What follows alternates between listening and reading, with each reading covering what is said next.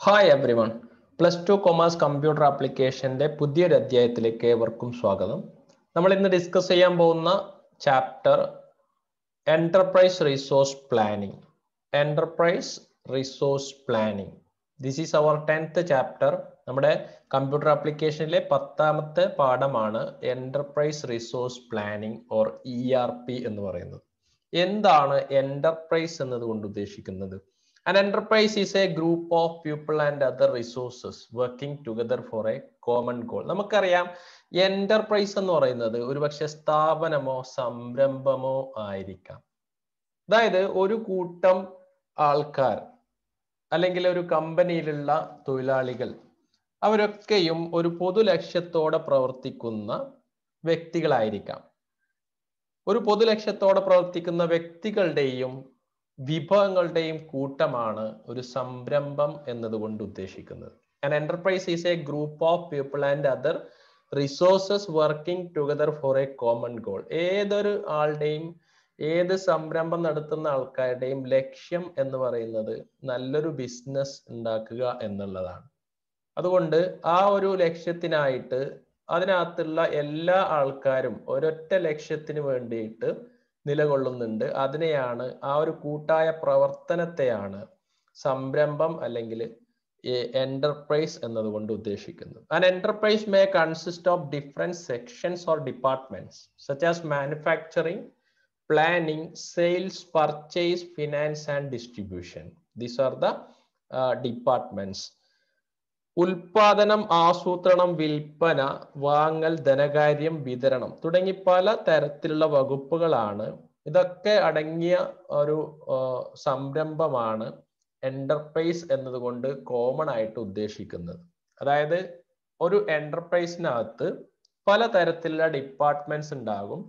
അതൊരു പക്ഷേ പ്രൊഡക്ഷൻ ആയിരിക്കാം, planning, sales, purchase, finance, distribution, ഇതൊക്കെ ആയിരിക്കാം. ഇവിടെ നോക്കൂ, ഈ ഡയഗ്രത്തിലൂടെ നമ്മളൊരു കാര്യം മനസ്സിലാക്കുന്നുണ്ട്. അതായത് ഒരു സ്ഥാപനത്തിൽ, ഒരു എന്റർപ്രൈസിനകത്ത് വരുന്ന ഡിപ്പാർട്ട്മെന്റ്സ് ഏതൊക്കെയാണ് എന്നുള്ളതാണ്. Production, planning, finance, marketing, HR, production and sales, distribution.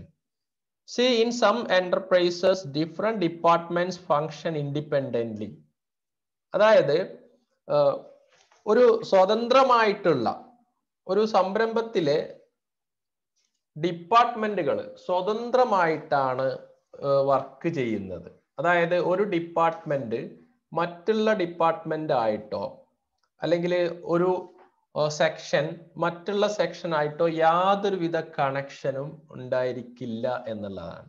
See in this example, ഓരോ ഡിപ്പാർട്ട്മെന്റും സ്വതന്ത്രമായിട്ടാണ് വർക്ക് ചെയ്യുന്നത്. അതായത് പ്രൊഡക്ഷൻ പ്ലാനിങ്ങിൽ എന്തൊക്കെ കാര്യങ്ങൾ, എന്തൊക്കെ ഡാറ്റാസ് ആണോ വരുന്നുള്ളത് അതൊന്നും ഫിനാൻസ് ഡിപ്പാർട്ട്മെന്റിലുള്ള ആൾക്കാർക്ക് അറിയുന്നില്ല എന്നുള്ളതാണ്.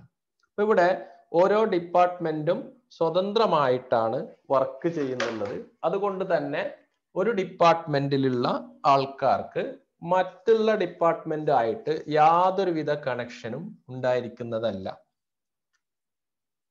ഓരോ വകുപ്പിലും ഉൽപ്പാദിപ്പിക്കുന്ന വിവരങ്ങൾ അതേ വകുപ്പിലെ തന്നെ ഉന്നത സ്ഥാനങ്ങളിലുള്ളവർക്ക് മാത്രം ലഭ്യമാവുകയും മറ്റു വകുപ്പുകൾക്ക് ലഭ്യമാകാതിരിക്കുകയും ചെയ്യാം. ഒരുപക്ഷെ ഇതിന്റെ ഉന്നത സ്ഥാനങ്ങളിൽ ഇരിക്കുന്നവർക്ക് മാത്രമായിരിക്കാം അതിന്റെ ഡാറ്റാസ് കൈകാര്യം ചെയ്യാൻ സാധിക്കുക.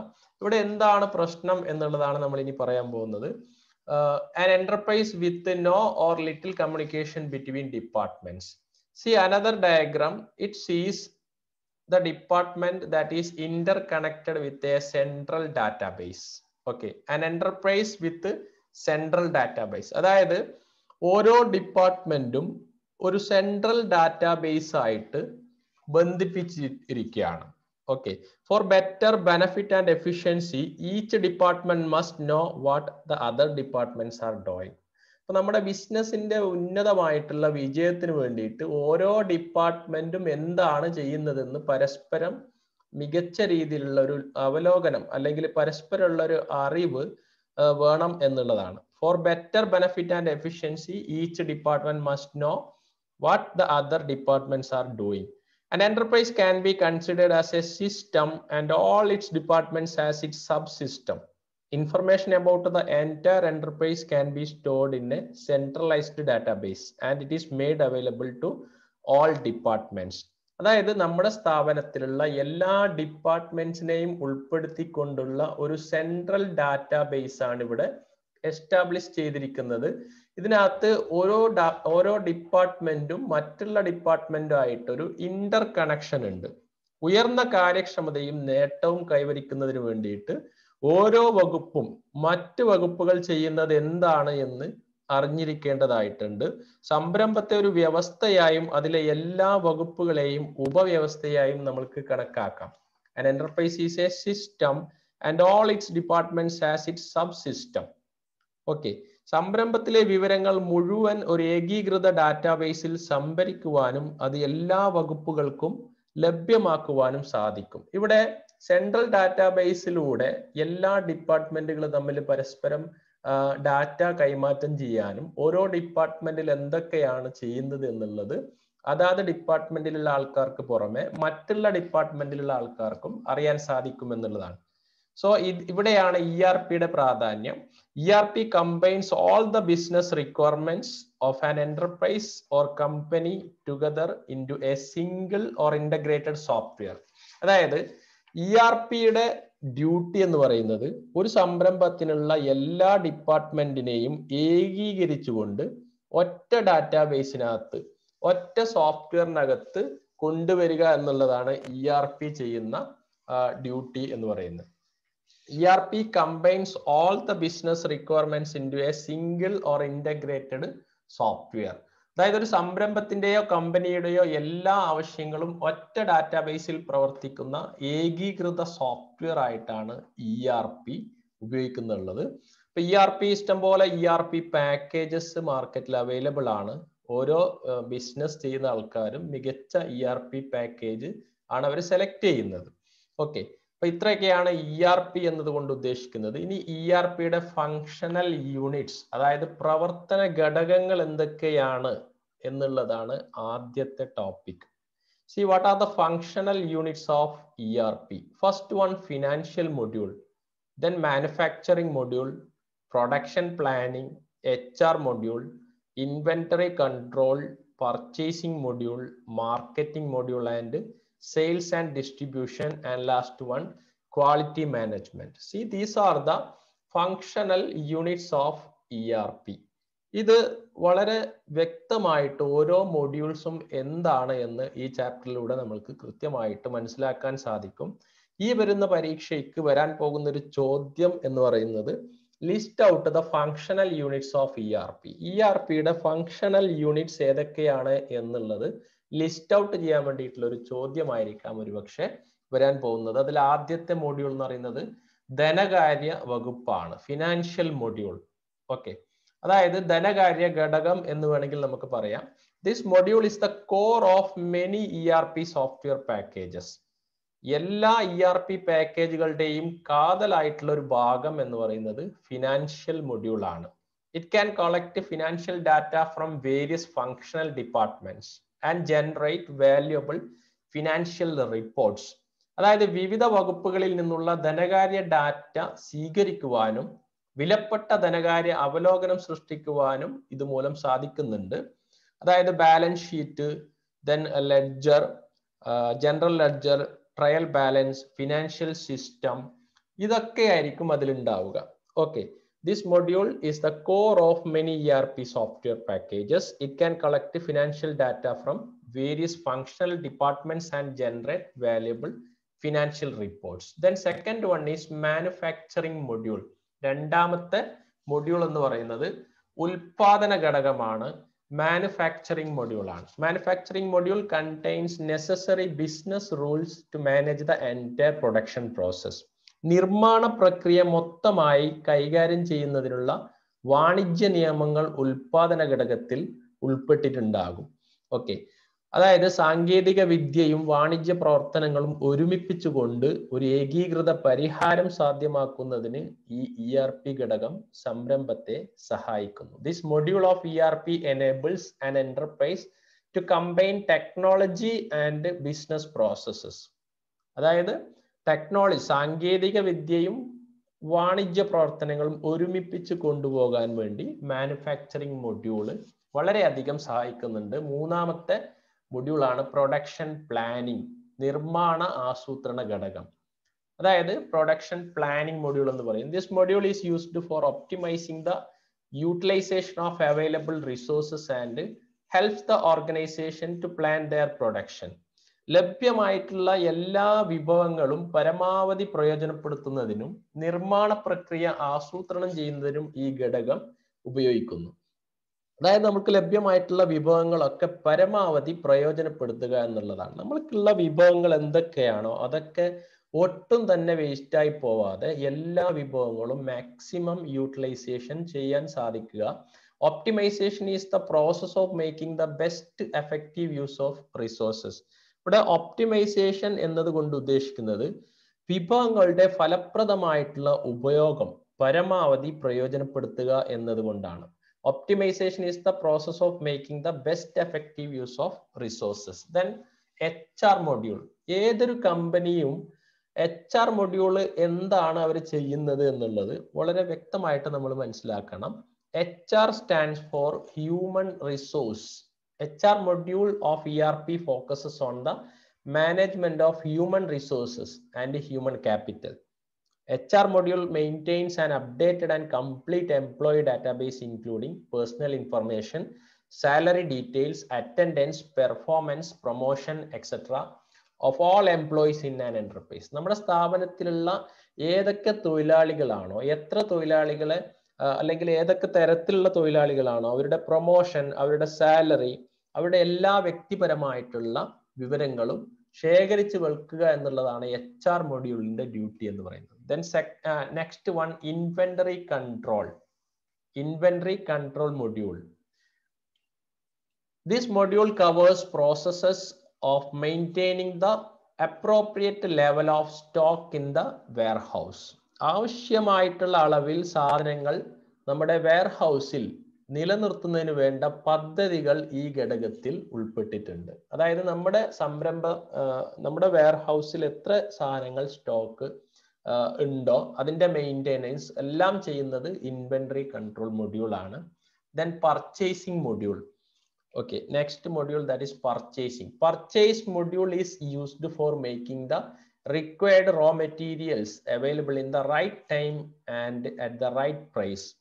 അതായത് വളരെ കൃത്യമായിട്ടുള്ള സമയത്ത് നമ്മുടെ സംരംഭത്തിൽ എന്തെങ്കിലും ഒരു സാധനം അല്ലെങ്കിൽ എന്തെങ്കിലും ഒരു പ്രൊഡക്റ്റ് തീർന്നു പോയി കഴിഞ്ഞാൽ ആ ഞൊടിയിടയിൽ തന്നെ നമുക്ക് ആ പ്രൊഡക്റ്റ് നമ്മുടെ മാർക്കറ്റിലേക്ക്, നമ്മുടെ ഷോപ്പിലേക്ക് അല്ലെങ്കിൽ നമ്മുടെ സംരംഭത്തിലേക്ക് എത്തിക്കാൻ പറ്റുക എന്നുള്ളതാണ് പ്രധാനപ്പെട്ട ഒരു കാര്യം.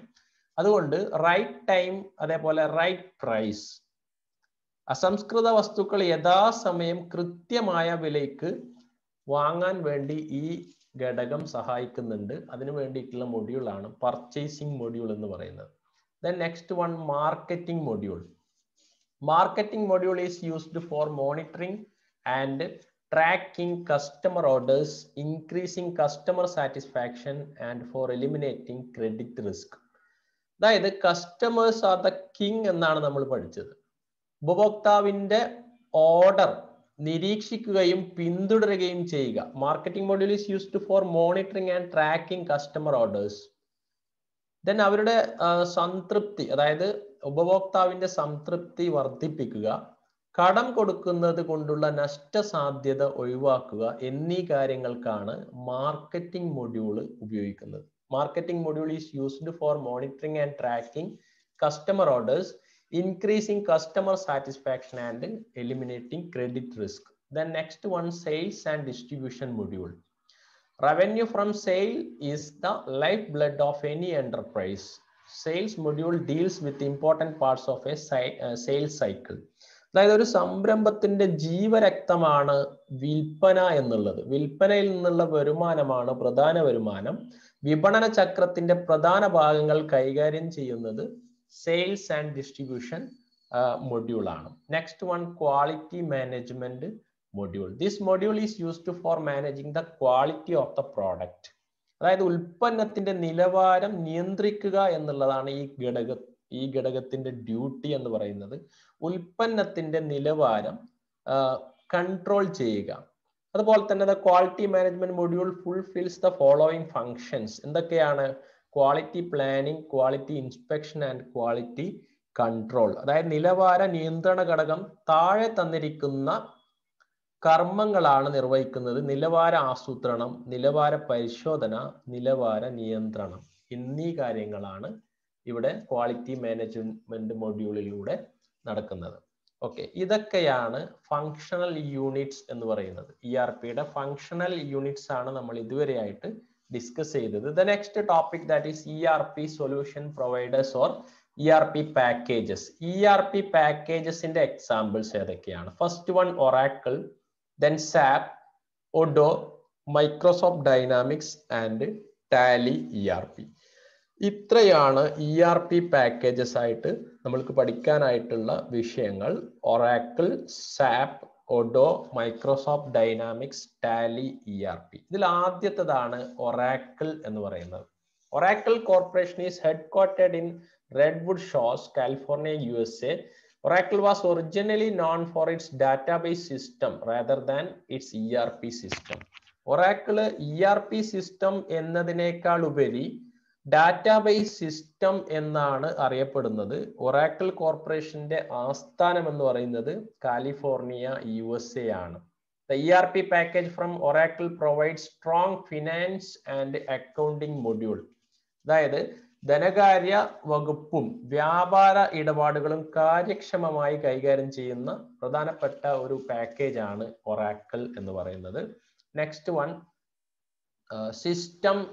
Systems applications and products, SAP. രണ്ടാമത്തെ പാക്കേജ് ആണ് സാപ്പ്. SAP stands for systems applications and products for data processing. It is a German multinational software corporation headquartered in Walldorf and founded in 1972. Data പ്രോസസ്സിങ്ങിനായിട്ടുള്ള സിസ്റ്റം ആപ്ലിക്കേഷൻ പ്രോഡക്ട്സ് എന്നിവയാണ് SAP എന്നതുകൊണ്ട് ഉദ്ദേശിക്കുന്നത്. 1972 Walldorf ആസ്ഥാനമാക്കി സ്ഥാപിക്കപ്പെട്ട ഒരു ജർമ്മൻ ബഹുരാഷ്ട്ര സോഫ്റ്റ്വെയർ കോർപ്പറേഷൻ ആണ് SAP. Okay, the company started by developing software for integrated business solution. വാണിജ്യപരഹാരത്തിനുള്ള ഏകീകൃത സോഫ്റ്റ്വെയർ എന്ന നിലയ്ക്കാണ് സാപ്പ് വികസിപ്പിച്ചെടുത്തത്. പിന്നീട് CRM, customer relationship management, supply chain management SCM, then product life cycle management PLM എന്നീ സോഫ്റ്റ്വെയറുകളും sap വികസിപ്പിച്ചിട്ടുണ്ട്. Then third one is Odoo.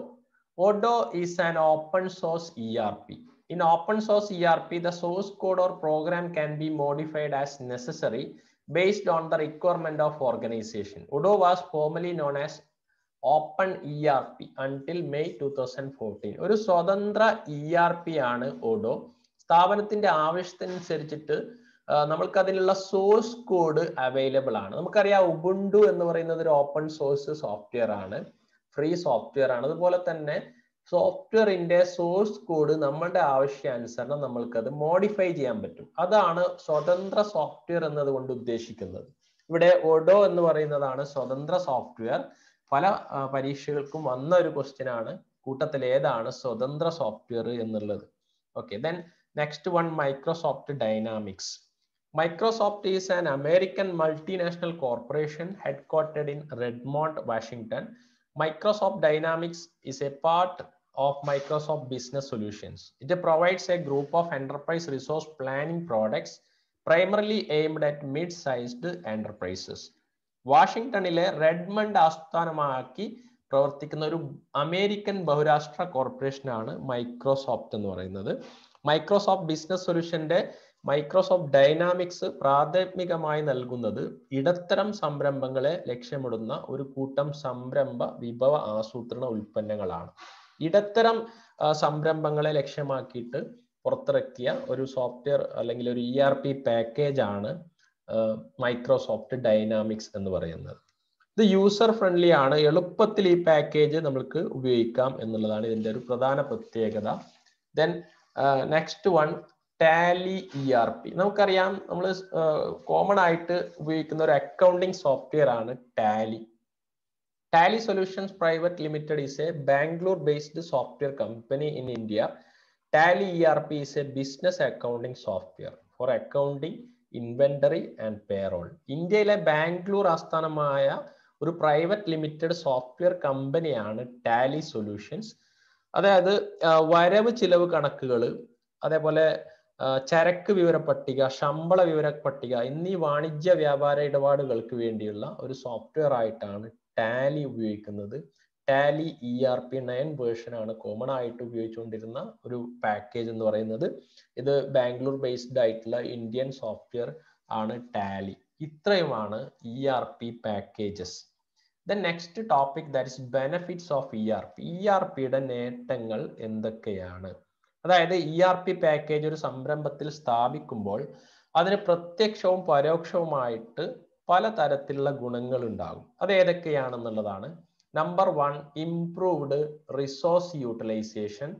Second one, better customer satisfaction. Third one, provides accurate information and decision making capability, increased flexibility and information integrity. These all are the benefits of ERP. ERPയുടെ നേട്ടങ്ങളാണ് ആദ്യത്തേത്. അതിൽ ആദ്യത്തേതാണ് improved resource utilisation എന്ന് പറയുന്നത്. An enterprise can plan and manage its resources effectively by installing ERP software. അതായത് ERP software install ചെയ്യുന്നതിലൂടെ മെച്ചപ്പെട്ട വിഭവ ആസൂത്രണവും നിയന്ത്രണവും ഒരു സംരംഭത്തിന് സാധ്യമാക്കുന്നുണ്ട്. ERP ഇൻസ്റ്റാൾ ചെയ്യുന്നതിലൂടെ then so the wastage or loss of all types of resources can be reduced. അങ്ങനെ വിഭവങ്ങൾ വേസ്റ്റായി പോകുന്നത് കുറക്കുവാനും വിഭവങ്ങളുടെ മെച്ചപ്പെട്ട ഉപയോഗം ഉറപ്പുവരുത്താനും ERP സഹായിക്കുന്നുണ്ട്. And it improved resource utilization can be ensured. Then better customer satisfaction. നമുക്കറിയാം ഏതൊരു സ്ഥാപനത്തിൻ്റെയും വിജയം എന്നുള്ളത് അവിടെ വരുന്ന കസ്റ്റമേഴ്സ് ആണ്. ഒരു സ്ഥാപനത്തിൽ ഒരു കസ്റ്റമർ എങ്ങനെയാണ് അവിടുത്തെ കസ്റ്റമറെ നമ്മൾ സമീപിക്കുന്നത് എന്നുള്ളതിലൂടെയാണ് ഒരു സ്ഥാപനത്തിന്റെ വിജയം. Customer satisfaction means meeting maximum customers requirements four A product or service. അതായത് സാധനങ്ങൾക്കോ സേവനങ്ങൾക്കോ വേണ്ടിയുള്ള ഉപഭോക്താവിന്റെ ആവശ്യകത പരമാവധി നിർവഹിക്കുന്നതിനെയാണ് ബെറ്റർ കസ്റ്റമർ സാറ്റിസ്ഫാക്ഷൻ എന്നതുകൊണ്ട് ഉദ്ദേശിക്കുന്നത്. Okay, using an ERP system, a customer will get more attention and service of an enterprise without spending more money and time. ERP സമ്പ്രദായം ഉപയോഗിക്കുന്നതിലൂടെ അല്ലെങ്കിൽ ERP സിസ്റ്റത്തിലൂടെ ലഭ്യമായ ഉപഭോക്താവിന് വീട്ടിലിരുന്നു കൊണ്ട് തന്നെ ഓർഡർ നൽകുവാനും ഓർഡറിന്റെ തൽസ്ഥിതി അറിയുവാനും എളുപ്പത്തിൽ ട്രാൻസാക്ഷൻ നടത്തുവാനും without spending more money and time, സമയം വളരെയധികം ലാഭിച്ചുകൊണ്ട് ERP സിസ്റ്റത്തിലൂടെ ഇതൊക്കെ നമുക്ക് ചെയ്യാൻ സാധിക്കുന്നുണ്ട്. Then third one, provides accurate information. Provides accurate information, ശരിയായ വിവരങ്ങൾ ആണ് ഇതിലൂടെ നൽകുന്നത്. In today's competitive world an enterprise has to plan and manage the future cleverly. അതായത് വളരെയധികം മത്സരങ്ങൾ നടന്നുകൊണ്ടിരിക്കുന്ന ഈ ഒരു കാലത്ത് ഭാവി പരിപാടികൾ ബുദ്ധിപരമായി ആസൂത്രണം ചെയ്ത് നടപ്പാക്കേണ്ടത് ഏതൊരു സംരംഭത്തിന്റെയും ആവശ്യകതയാണ്.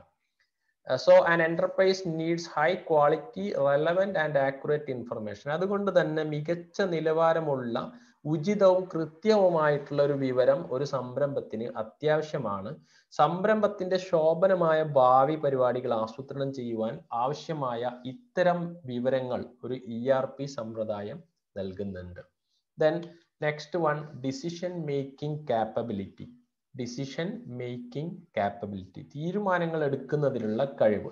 Accurate and relevant information given to decision makers will help them to take better decisions for running a system more smoothly.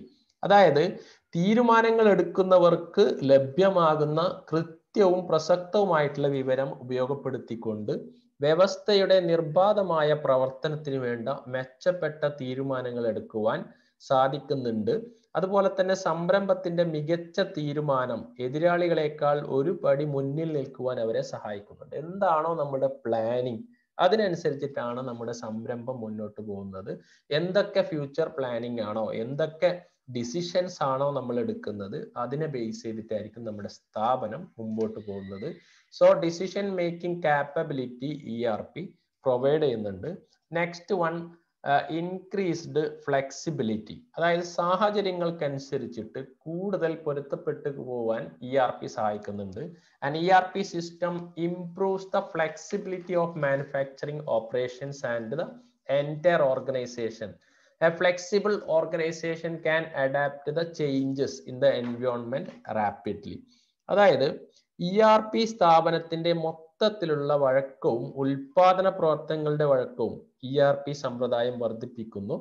ERP സാഹചര്യങ്ങളിൽ പെട്ടെന്നുണ്ടാകുന്ന മാറ്റം, അതായത് ടെക്നോളജി പരമായിട്ടുള്ള മാറ്റങ്ങളോ അങ്ങനെയുള്ള കാര്യങ്ങളൊക്കെ കൂടുതൽ മാറ്റത്തിനനുസരിച്ചിട്ട് ERP അതുപോലെ തന്നെ നമ്മൾക്ക് നമ്മുടെ സ്ഥാപനത്തിന് വേണ്ട എല്ലാ കാര്യങ്ങളും ഒരു കുടക്കീൽ എന്ന പോലെ ഒരു ഡാറ്റാബേസിലൂടെ കൊണ്ടുപോകാൻ സാധിക്കുന്നുണ്ട്. അതുകൊണ്ട് തന്നെ increased flexibility. Then next one information integrity, വിവരങ്ങളുടെ ഏകീകരണം. The most important advantage of ERP is in its promotion of integration of various departments, and hence we will get an integrated form of information about the enterprise. വിവിധ വകുപ്പുകളുടെ ഏകീകരണം സാധ്യമാക്കും എന്നതാണ് ERPയുടെ ഏറ്റവും പ്രധാനപ്പെട്ട നേട്ടം.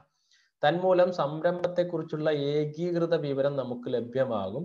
സംരംഭത്തെക്കുറിച്ചുള്ള പൂർണ്ണ വിവരം ഒരു കേന്ദ്രീകൃത ഡാറ്റാബേസിൽ സംഭരിക്കപ്പെടുന്നതിനാൽ സ്ഥാപനത്തിലെ വിവിധ വകുപ്പുകളിൽ നടക്കുന്ന എല്ലാ പ്രവർത്തനങ്ങളുടെയും പൂർണ്ണ ദൃശ്യത കൈവരിക്കാൻ സാധിക്കുന്നുണ്ട്. എല്ലാ സ്ഥാപനത്തിന്റെയും പ്രധാനപ്പെട്ട ഒരു കാര്യം എന്ന് പറയുന്നത് ഡാറ്റ കൈകാര്യം ചെയ്യുന്നതാണ്. The entire information about an enterprise is stored in a centralized database. ഇതില് നമ്മുടെ സ്ഥാപനത്തിലെ എല്ലാ ഡാറ്റയും സെൻട്രലൈസ്ഡ് മാനറിലാണ് സൂക്ഷിച്ചു വെച്ചിരിക്കുന്നത്. അതുകൊണ്ട് തന്നെ ഇൻഫർമേഷൻ കൃത്യമായിട്ട് നമ്മൾക്ക് തരുന്നുണ്ട് എന്നുള്ളത് ഇതിന്റെ വേറൊരു അഡ്വാൻറ്റേജ് ആണ്. ഇത്രയുമാണ് ഇതിന്റെ അഡ്വാൻറ്റേജ് ആയിട്ട് വരുന്നത്. ഇത്രയും കാര്യങ്ങളാണ് നമ്മൾക്ക് ERPയിലൂടെ പഠിക്കാനായിട്ട് വരുന്നത്. വീണ്ടും പുതിയൊരു അധ്യായമായിട്ട് നമുക്ക് അടുത്ത ക്ലാസ്സിൽ കണ്ടുമുട്ടാം. Thank you. Have A nice day.